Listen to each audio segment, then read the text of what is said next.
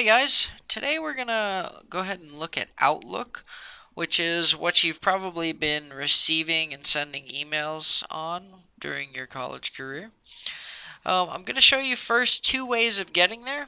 The first way of getting there is just simply going to lobomail.unm.edu.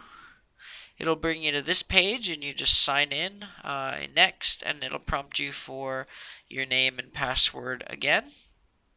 The other way to get there is going to my.unm.edu, signing in through here, and we're going to go through this way first. And I'll just go to Lobomail up here in the top right. It'll bring me to the page, and if you notice here, if I type my email in here, it'll bring me to the same place. You'll see that we're at the same place here. So I'm just going to go ahead and sign in. Now, the very first thing I want you to do is I want you to come up and click on this little picture. What it will be for you is it'll be kind of a stick figure type thing with a little head, or just a kind of a blank picture of a person. You go ahead and click on that, and then you'll hit change. And I want you to go ahead and add a picture. You can do a picture of yourself. You can do a picture of someone else, whatever it may be. Not of somebody else, but something else rather. So you'll see here that I have a lion. I really like lions, but I'll leave it up to you, okay? So once you go ahead and plug in a picture there, you'll just hit save. Then we're going to look at folders, creating different folders.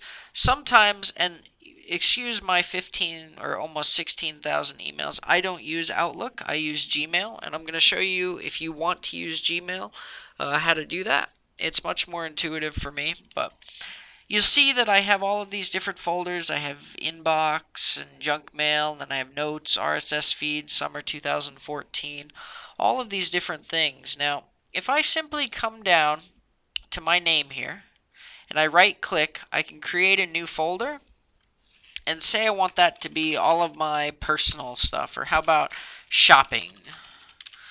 Okay, then I would take anything that I had in my inbox and I could just drag it into the shopping folder, and then it would show all of these or the things that I put in that folder.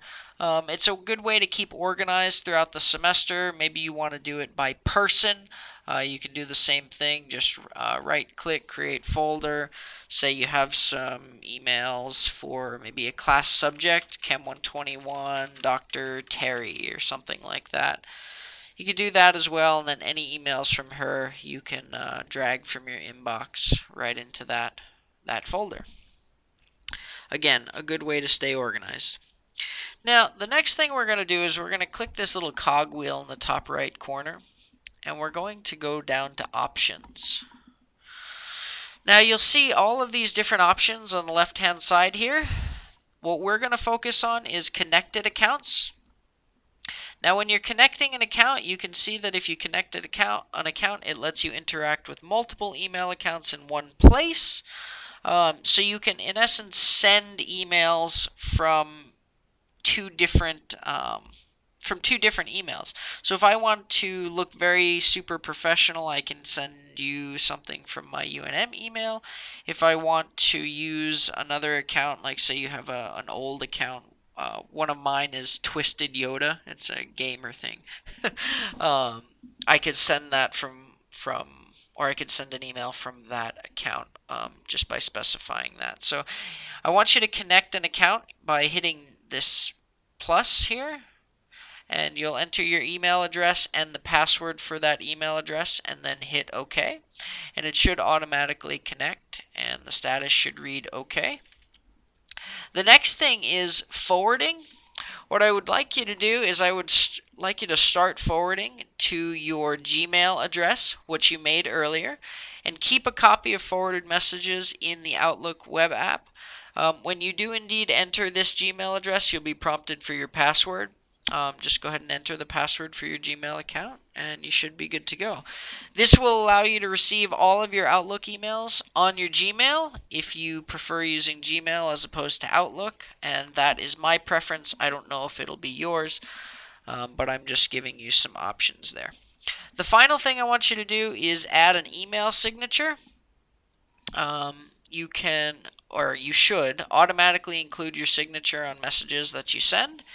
And usually you just want to say something like sincerely or regards, something like that. I usually use regards and then I put my full name and I use that as my internet signature. When you're done with that, just go ahead and hit save. And there you go. You are all set to use Outlook or to use Gmail. Just depends on what your preference is, guys. But I hope this helps. This is kind of the basics of Outlook. Stay organized, stay ready, and keep fighting the good fight.